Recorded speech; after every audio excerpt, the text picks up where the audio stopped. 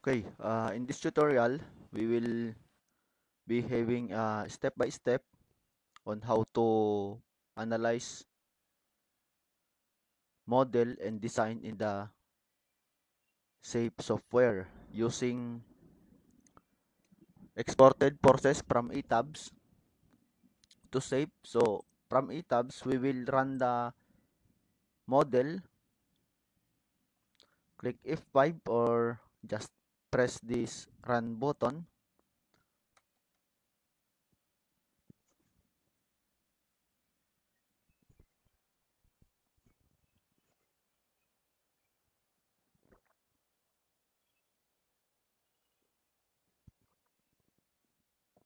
Okay, so ito na yon. Then punta tayo sa undeformed shape. Next, ang goal natin is ma-export yung forces from foundation or from columns. So, step by step ko lang dito kasi sa isang tutorial ko is ano siya, shortcut. So, so ito yung mga kailangan nating mga forces sa SAFe software. So, ito. Okay, so yan yung mga forces na yan. Okay. So, ang gagawin natin, file, export, story as SAFe v12. Okay. So, click natin yan. Then, export floor loads and loads from above. Tapos dito, base. Okay? Then yung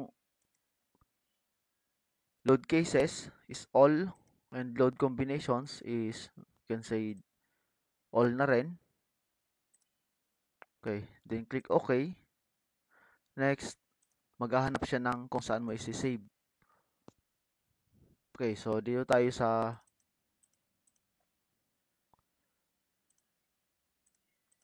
new folder. So, save model.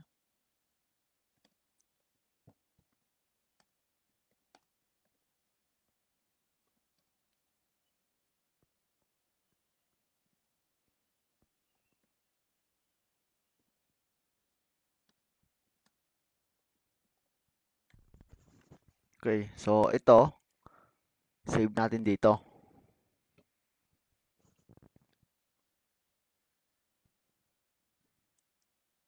Okay. So, tapos na siya. Then, punta tayo sa save. File import. Save if2k file.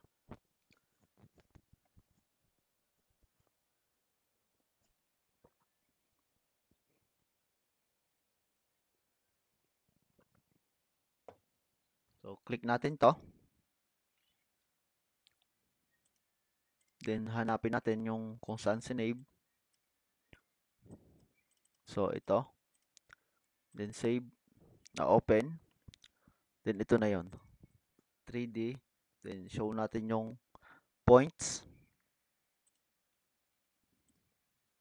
Click OK. Then, display. Show loads. Then, above. So, ito yun yung loadings na yon. Okay, so, minsan kasi pag nag-export ka, hindi sumasama tong mga loads na to or may kulang. Kaya dapat i-check mo muna siya bago mo siya i-save. Then, save natin. Ang gagawin natin dito ay eccentric footing.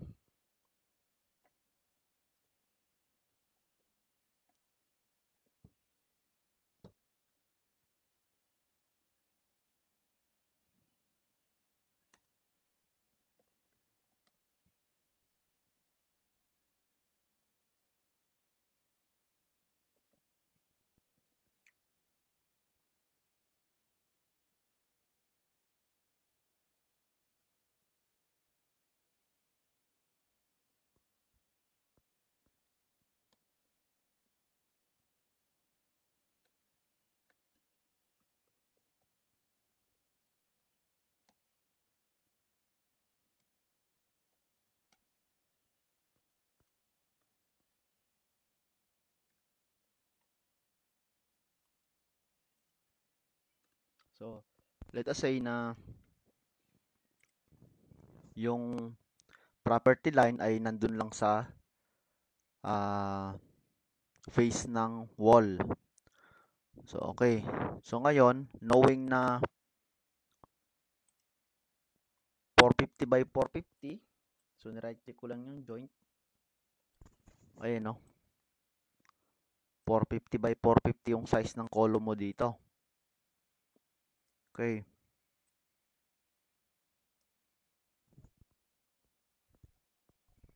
So, let us say na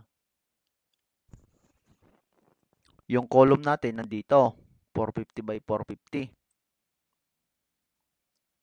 So, lahat ng joint na yan, may column yan.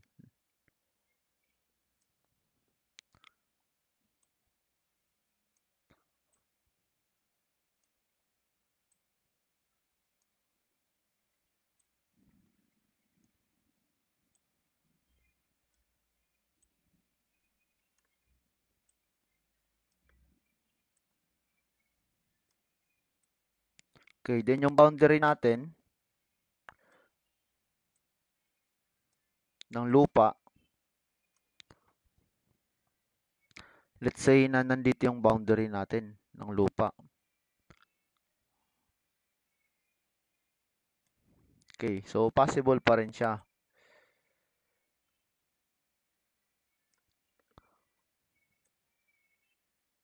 So, ito. Okay. So, ang gagawin natin dito, from the previous tutorials, ang ginawa natin doon is, meron tayong isolated dito. Sa gitna, isolated footing. Tapos, ang conclusion doon is, maglagay lang ng strap beam, hindi siya strap footing. Okay. So, ganito yung i-model natin. Let's say na straight itong mga line na to.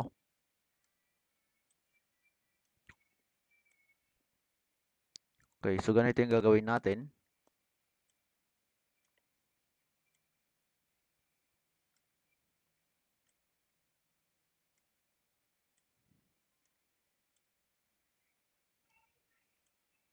Ayan. Okay. Then, nagkaroon tayo ng strap beam dito na 450 by 600.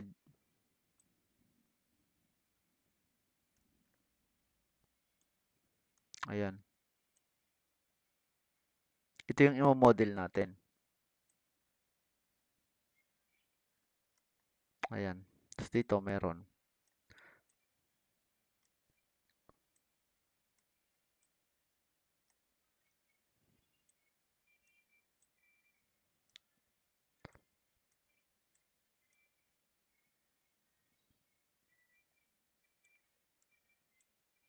So ito, pwede ko siyang ganito.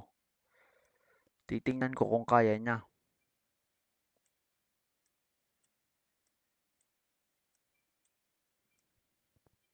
So titingnan ko kung kaya niya. Ito, nawala siya dito. Titingnan natin kung kaya. Kung kaya naman, so hindi na tayo magpo-provide. Okay? So kung hindi kaya, magpo-provide tayo. Okay. So, umpisahan natin sa material strength.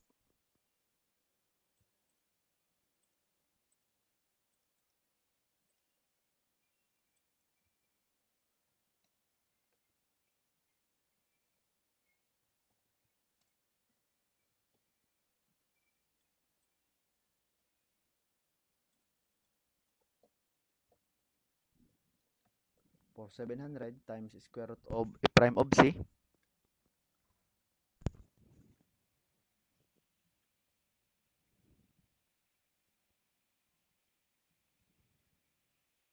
So 4,000 is 4,000 PSI divided by 145.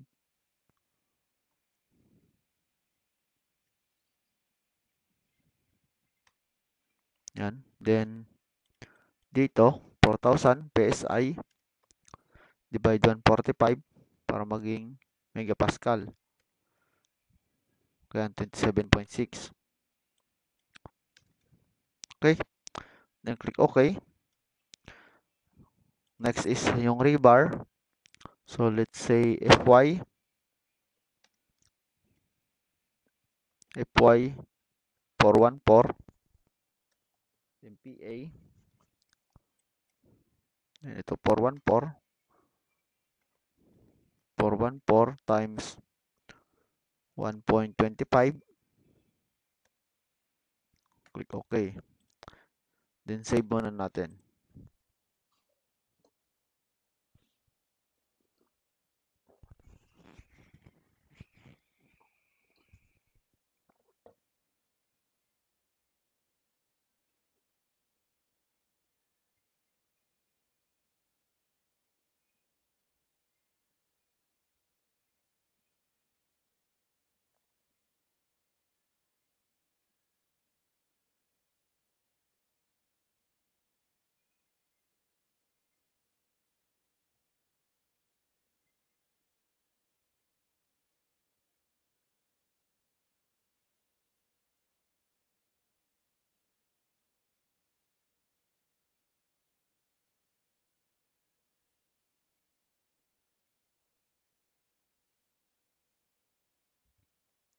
Okay, next is slab property.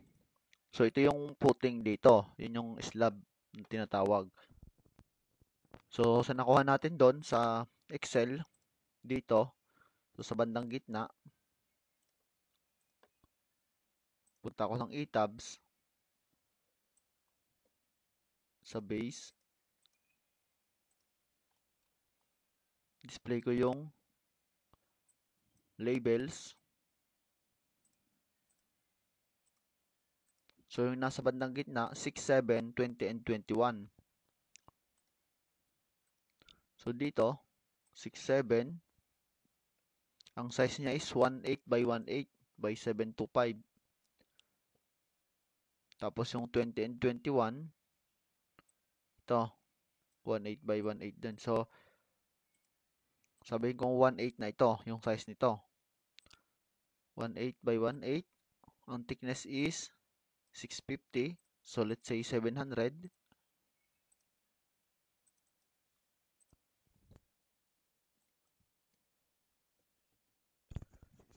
4,000 PSI, then 700. Okay? Uncheck natin yung thick plate. Then click OK. Click OK. Now, we will draw slab here. So, draw tayo ng slab. Ito, click lang natin to. Then, meron tayong S700, tapos 1.8 meters by 1.8. Then, click natin dito. So, yan na yung 1.8 by 1.8. Okay. Next, dito sa grid point A and 4,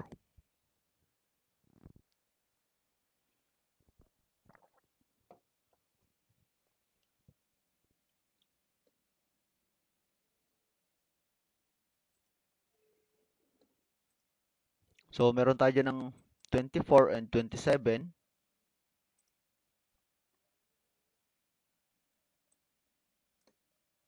1.3 by 1.3 siya dyan, pagka concentric. Yung 27 din is 1.3 by 1.3 by 340. So, kaso, ibang case na ito kasi eccentric siya. So, kung 1.3 siya doon, dati, so let's say, we will have 1.5 na lang. 1.5. Pero, papasok siya. Okay, ang gagawin natin is, mag-i-snap tayo ng beam na none. Kung ang size ng column natin is 450, so 450 divide 2, 0.45 over 2. So, lalagyan muna natin siya ng linya. Kasi para nandun yung column. Let us assume na nandun yung sa face ng column, nandun yung boundary ng lupa.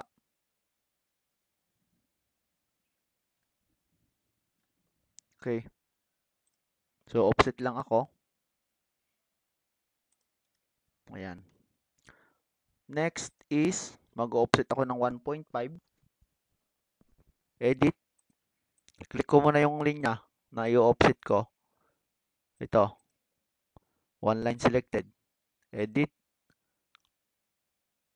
Replicate. So, dx ako ng 1.5. So, nag-assume ako ng 1.5 meters. Papasok. Then, ito din. Control R. Ni-negative ko lang to. Okay. Then, sa pataas naman, Control R naman.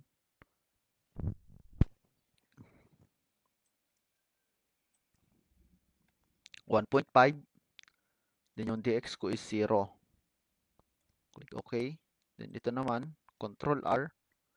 dy ko is negative 1.5. Okay. Then, dito sa part na to, sabihin natin na 1.5 din tayo dito. Gagawin ko lang din ng linya ito.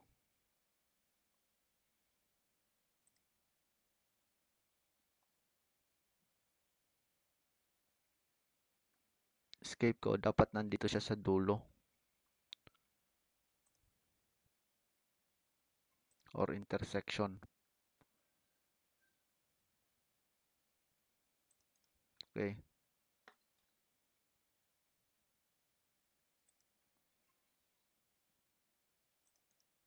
Now, click this line. Control R. So, let us say 1.5 din yan. Kaliwa kanan. So, si-zero ko yung y direction. Then, dito is, x ko is negative 0.75. Then, dito,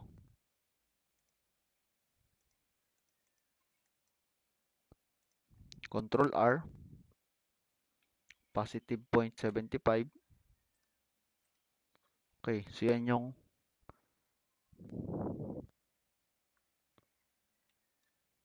mga guidelines natin. Next is pwede na tayo mag-draw nito. Draw rectangular.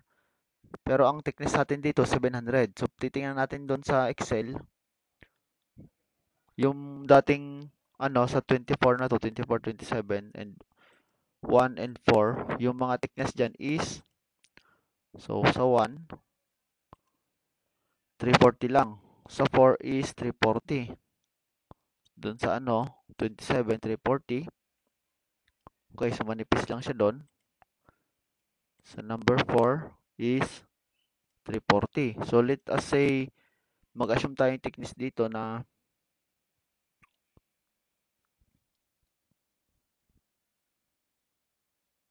400. So gagawin ko, i-duplicate ko lang to. Modify is 400. Eccentric kasi siya kaya mas maliit, mas malaki ng konti yung nilagay natin. So is 400. Pero hindi siya magsishare na pagka ganito.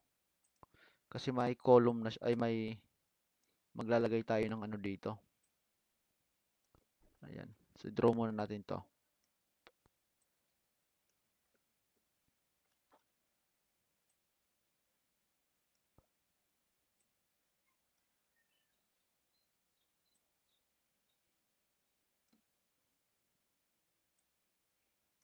Ayan.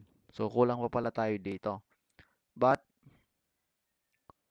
we can replicate this. So ito is ang y ko is 13.475.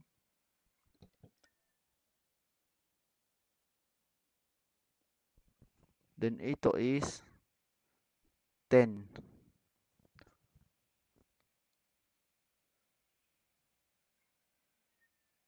So pwede nating i-replicate 3.475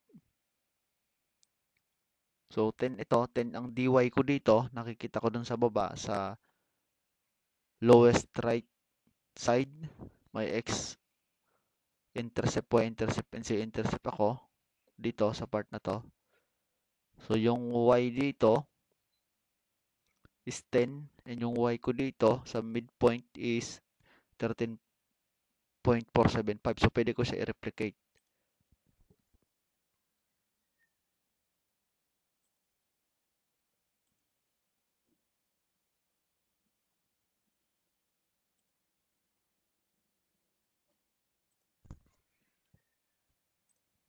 Nawala yung ginuhit ko dito sa baba.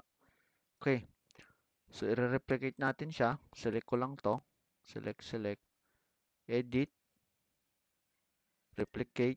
dy ko is negative 3.475. dx ko is 0.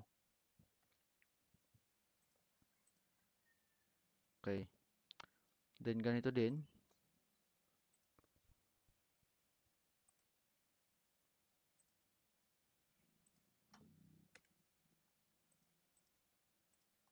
Okay. So yan na yung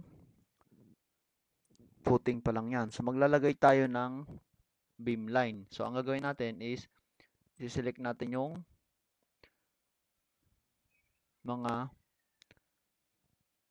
line na non property. So select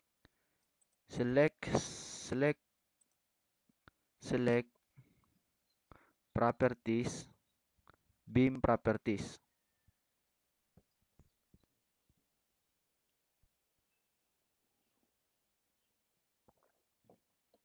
Okay. Then yung none. Okay. Delete. So ngayon, gagawin natin, beam properties naman tayo. So gagawa tayo ng beam. Modify ko lang yan. B na 450. 450 by 600. So yung material properties okay na. Then dito 450 by 450 by 600. Then click OK. Ngayon gagawa tayo ng line. Property is 450 by 600. So dito ko-connect natin. Paikot.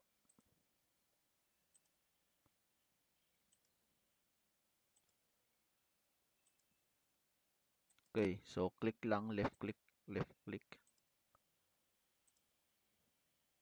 Okay, then right click. Next is dito, lalagyan natin to ng beam.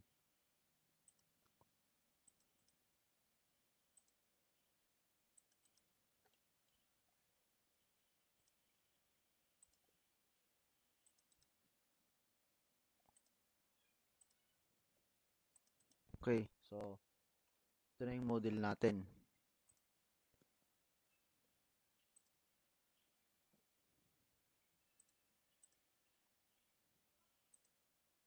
Ito yung model natin.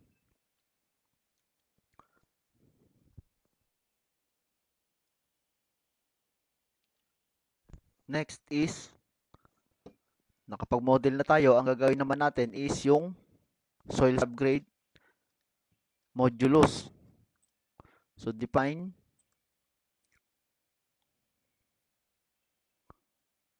punta tayo sa soil subgrade properties. Ito. Select. Then modify natin to. So let us say soil 250 kPa siya.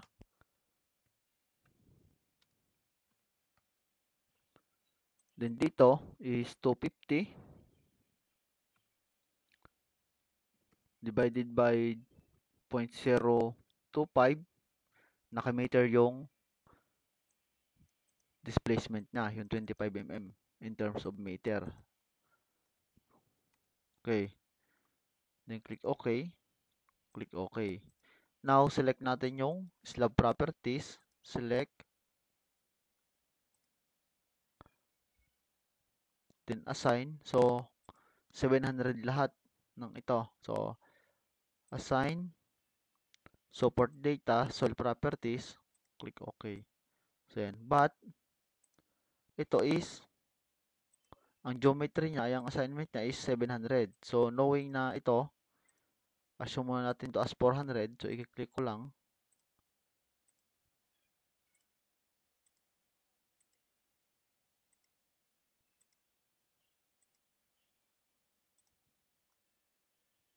So, 12 siya.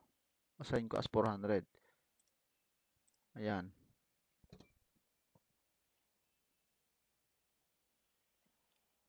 So, okay na yung modeling natin. Then, pupunta tayo sa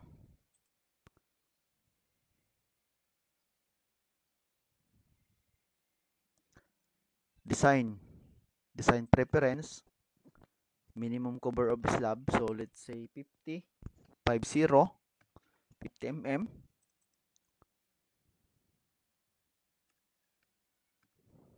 Then, preferred bar size. Let's say 16. Click OK. Next is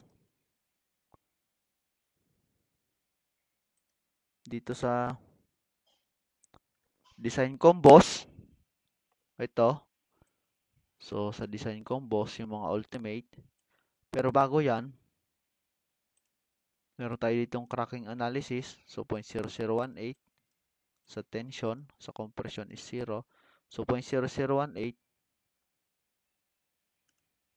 So, over 2 kung temperature. Pero ito, tension ito eh. Kaya 1.4 over Fy ang dapat dito eh. 1.4 over Fy. Or yung isa, 0.025 0.25 times square root of F prime of C all over Fy. So, pwede rin yun kung ano mas malaki. So, click OK. Next is, puntahan natin yung load combination. So, ang mga kailangan lang natin dito is itong mga allowable, yung may mga A. Itong drift na to, delete na natin yan. Ito. So, ang gagawin natin dito, add new combo na service loads NB, envelope. So, ilalagay natin dito yung mga allowable. So, yung mga letter A. Para makapag-check tayo ng soil pressure.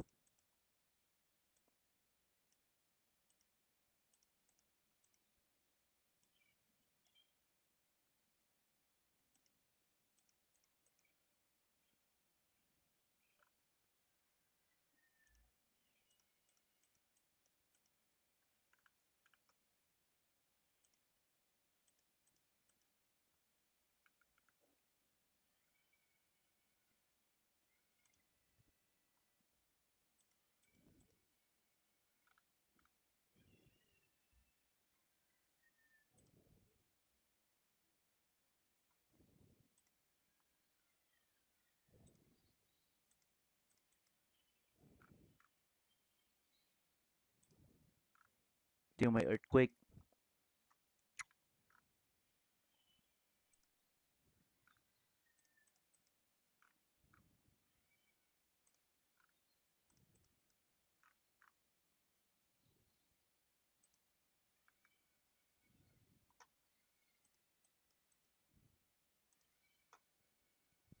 Okay. Then ito yung combination type, envelope.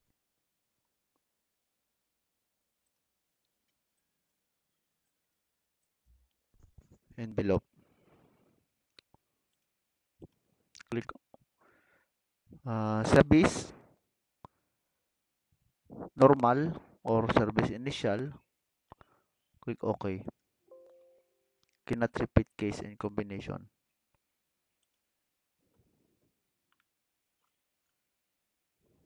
May naulit.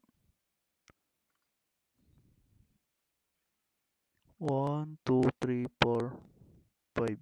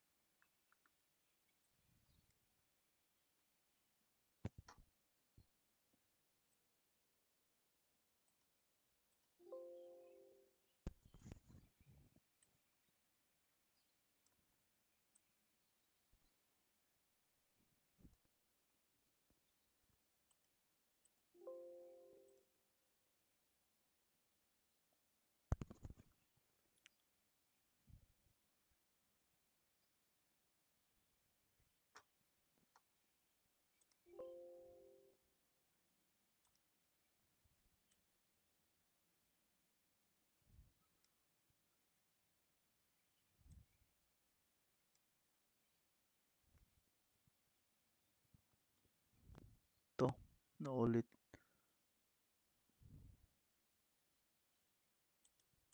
Dapat X ito.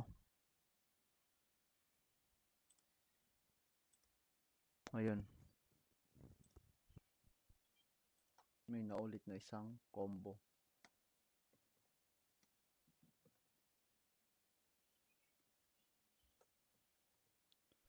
Okay.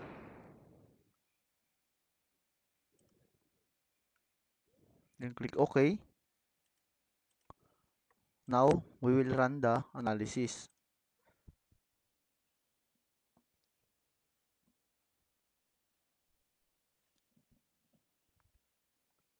Okay, pupuntahan natin yung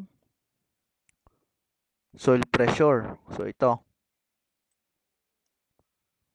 Load combo is service. Oh, deform shape ito. So, dito. Reactions. Soil pressures. Then, yung combination is service. Then, click apply.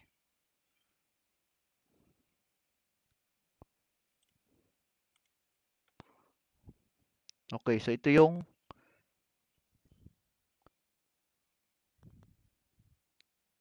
soil pressure natin. So, ang allowable natin is 330.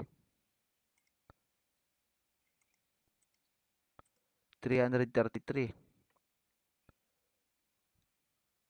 So, kung kikita natin dito, 200, 188. So, dito, 339,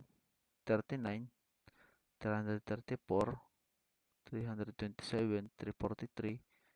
So, okay na ako dito sa size na to, sa lapad. Okay na ako. Tapos, sa puting tie beam na ganitong itsura, okay na ako dyan since kaya naman niya na paghahatian na nila itong apat na to, yung sa kanto na to, and then ito, kahit wala na ako dito. Okay. So, okay na yung size, okay na yung arrangement ng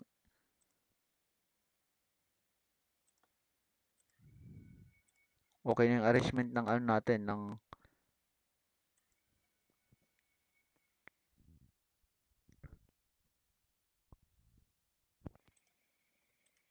isolated footing. Hindi na isolated. Strap. May ano na siya, may strap beam. Okay, so ito na yung itsura niya. So bakalan lang natin ito ng pang beam base sa longitudinal and sa shear niya. Then dito,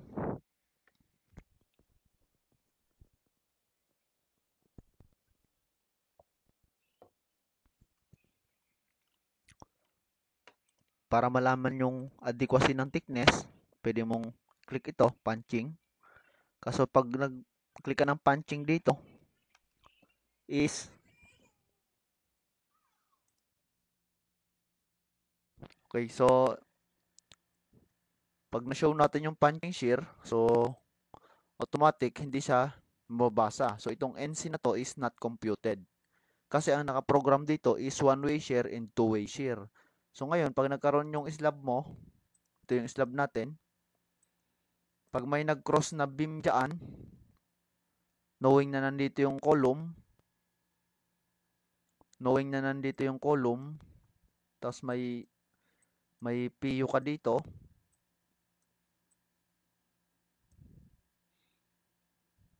so hindi na mababasa yung punching check dito kasi may beam. So hindi na siya kaya ng program or sa manual calcs. Pwede nating i-check. Okay. So gagawin natin, i-check natin yung it's all about ano na naman concrete shear strength. So kung meron tayong beam dito,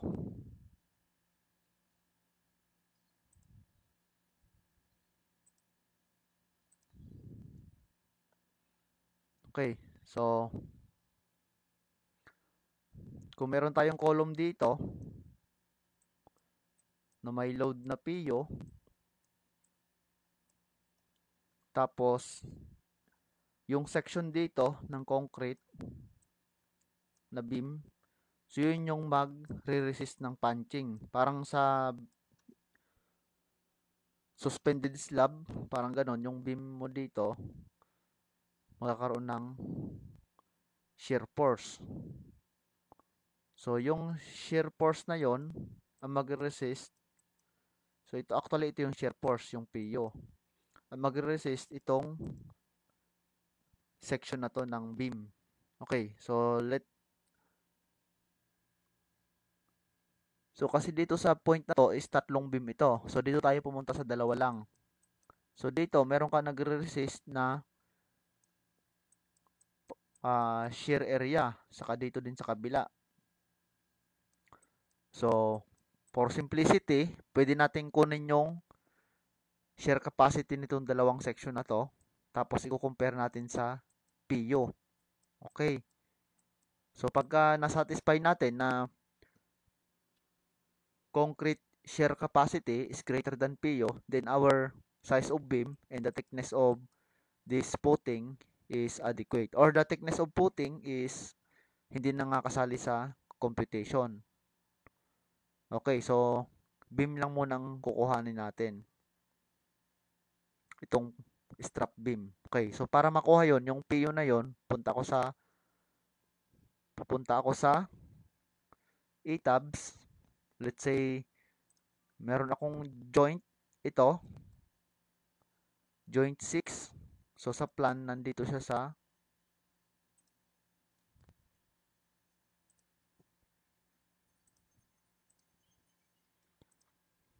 ito siya. So yun yung may nakakabit na dalawang strap beam. Ayan.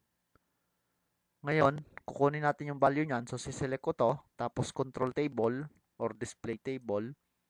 Kukunin natin yung joint reaction para makuha natin yung PU dyan. Ultimate kasi dapat strength, force ang kukunin pagka check ng shear. So meron kang FSA na 1,450.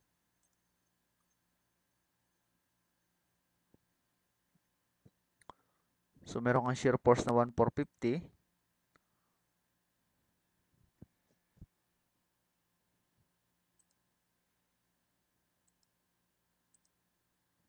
Tapos dito sa save,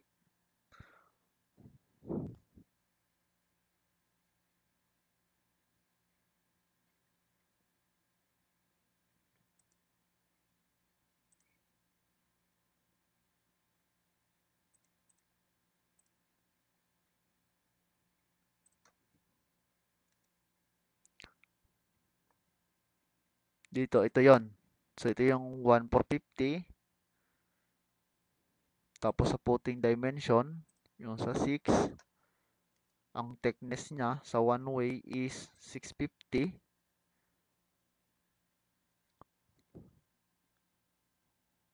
Sa two way is 400.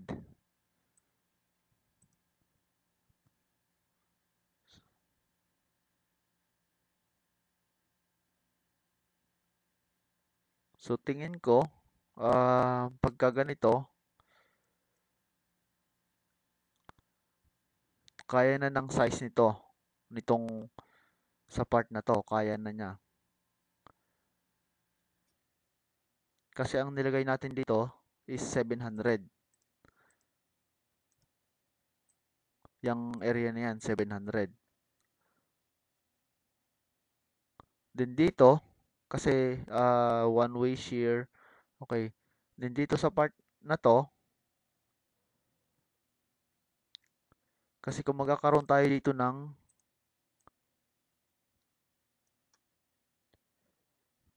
kung magkakaroon ka ng shear dyan, ganito ang magiging action niya. Kasi nandito yung poste natin eh.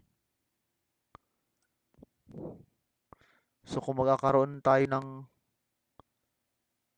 two-way shear so hindi siya two-way shear kasi wala na siya ditong mag-resist. So most likely,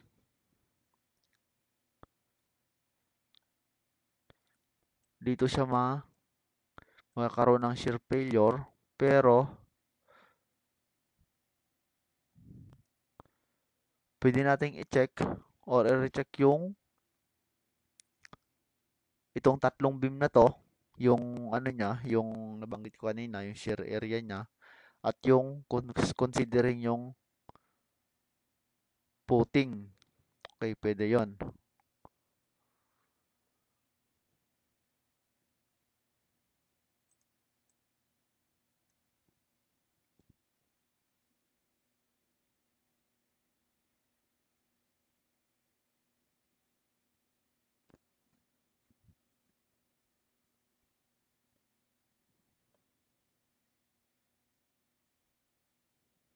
Or, kung kulang pa rin, for example, kulang pa rin, so kamadali lang computein, so so hindi na natin siya i-detail dito, pero ang pag-compute nun, pwede din natin siyang computein yung shear strength galing sa 0.75 over 6 times square root of a prime of c times b times d. Yun yung shear capacity ng beam. Tatlo siya. So, pwedeng times 3 yon plus yung sa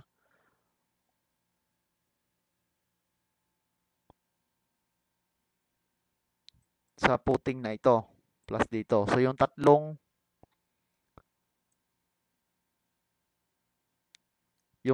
area, kukunin natin. Yung tatlong area na yan, shear capacity niyan, kukunin natin yan. Tapos, i-compare natin sa BU or sa PU. Kung kulang pa rin, ang gagawin natin, kasi shear naman yan, pwede nating bakalan ng stirrups yan dito. Itong beam na to, this beam, pwede nating bakalan to ng stirrups yan. So, BS, pwede nating bakalan to sa face niyan. Pwede yan. Para makompensate lang yung kulang na forces. Yung hindi kaya ng concrete. Okay. So, halimbawa, PU minus PBC equals, tama ba ako? BS. So, makuha natin yung BS. So, pag may BS tayo, makukuha natin yung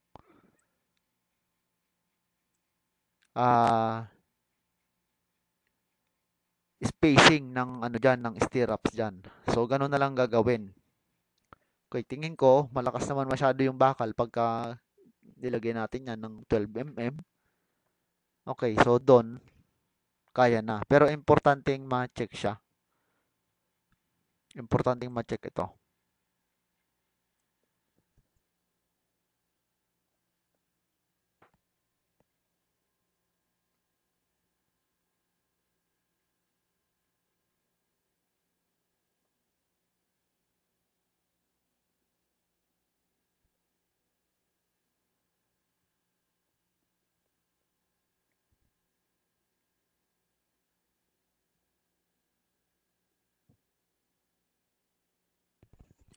Okay, so let us assume na, or pwede nating i-check. Sige, check natin. So, meron tayong 1,450. Ito. Meron kang 1,450 doon. Tapos, yung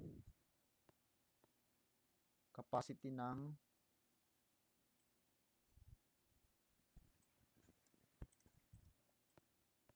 PU equals BU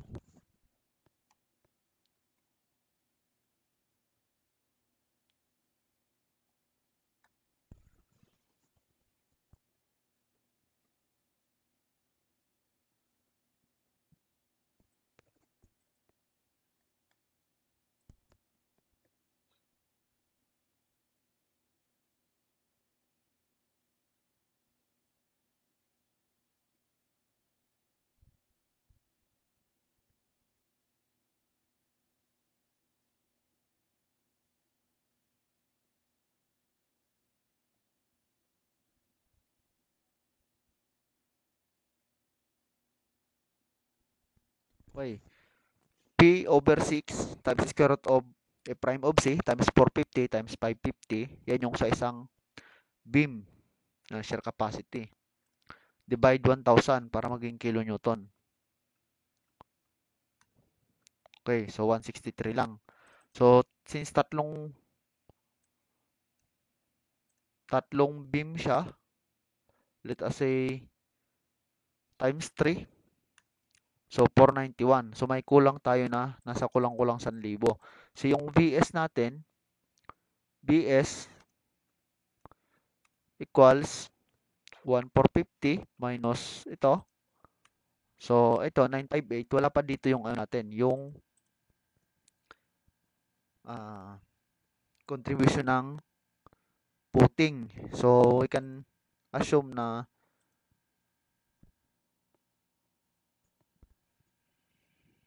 so, itong BS na to, para ma-divide siya sa tatlong beam, kasi BS yun eh, BS divide 3 para sa tatlong beam, para sa tig-isa-isang beam. So, equals, ito, divide 3. Tapos, ito na yung babakalan natin. Ngayon, spacing natin is, let us have ABFYD. So, two legs na 16 mm. So, sabihin natin 16 mm, 201 ang area ng 16 mm. Pi d squared over 4 equals 201 using 16 mm. So, AB, FY, so 414, FY times D is 550 divide BS. Ano ang unit natin? mm squared, Newton, kilonewton. So, divide 1,000 tayo para makancel out yung Newton. So, 286. So, sobra naman siya. Dalawang legs na 286. So, sabihin natin itong 113 o 161. So, ang gagamitin natin is 2 leg na diameter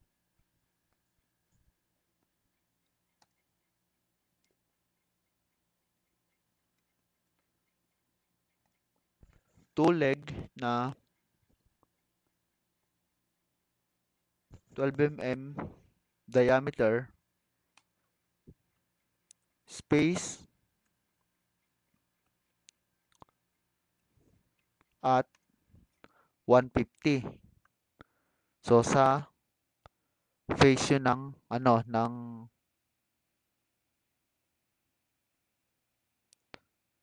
strap beam. So, sabihin natin na ito is hanggang distance D. Ayun, pwede na siya. Okay na. So, therefore, yung size natin ng strap footing is adequate na siya na may bakal. Okay, so okay na tayo dito. Then, gagawin natin is check natin yung beam reinforcement. So, ito. Beam reinforcement, longitudinal. So, impose minimum, apply.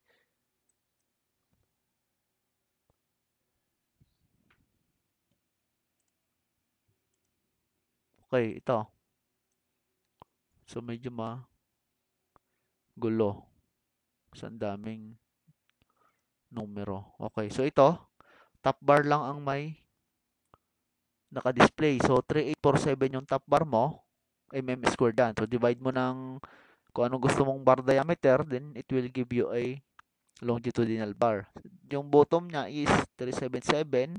So, pwede mo i-compare sa minimum. AS minimum. Okay? Oh. Then, kung yung shear gusto mong ma-check, so ito din. So, ayan.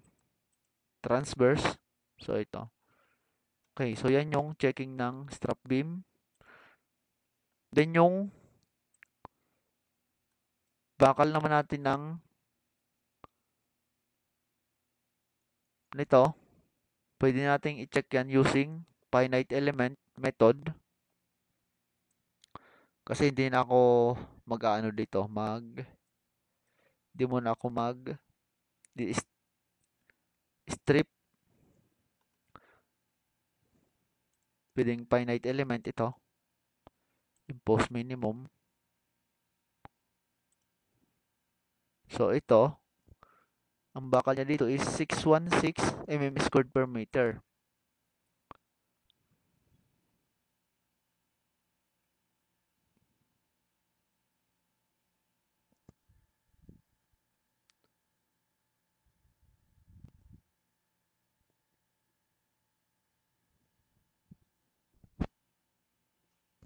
Okay, so ito 616 mm squared, divide natin ng bar diameter, area ng bar diameter. So let us have 20 mm, so 314 yung 20 mm. So 696 or 700, let's say 700. Ang spacing mo dyan is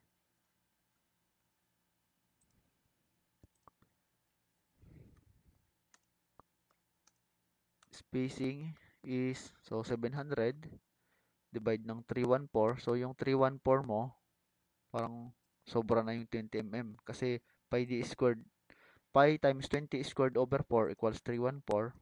So ito yung area sa taas.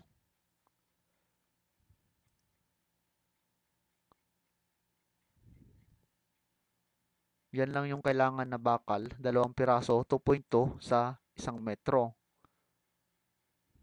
So sa bottom, so 1,000 divide yan yung spacing. So pwede nating 16 mm to na 201. So ang bakal natin dito is sabihin natin 16 mm at 250 dito. So pwede din nating sundin yung bakal dito sa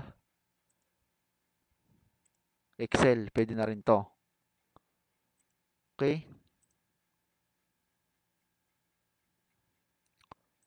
Or pag gumawa tayong strip, let's say gawa tayong strip, so i-unlock ko to. So gagawa akong strip. Ito A, so ito 0.5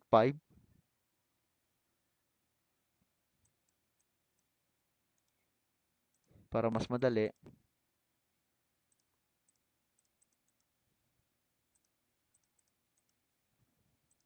Okay. So gagawa akong strip dito. Strip A, tapos strip B dito. Okay, so dito, pwede ka rin gawang strip dito. So okay, so irarun na natin. Kasi pwede nang pare-parehas na yung bakal niyan. Okay, so dito, pwede tayong mag-strip base. So, click ko lang to. Tapos dito, strip base. Show number of bar size. So, let us have 16 mm.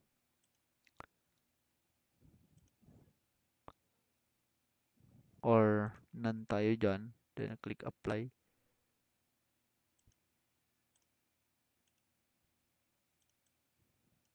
So, ang binibigay niya, 16 mm. So, itong mas tama.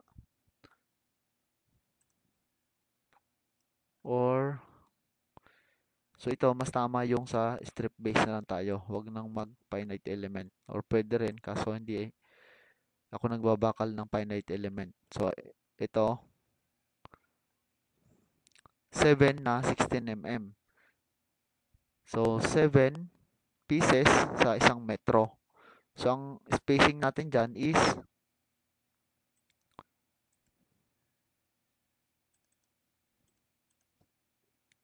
equals 1 meter divide 7. So, 142 or 125. So, ang bottom bar natin dito is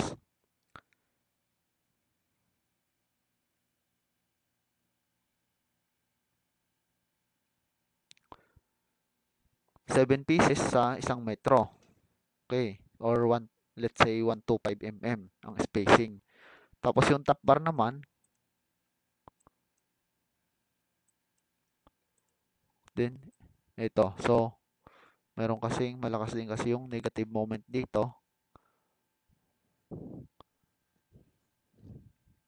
Okay, so meron tayo ditong 16 mm at 100. Kasi nga, eccentric siya. Okay, so maliit lang din yung bakal kasi may beam siya. Malakas yung moment capacity. Okay, so paggawa ng schedule nito, so alam nyo na kung paano gawin yung schedule nito.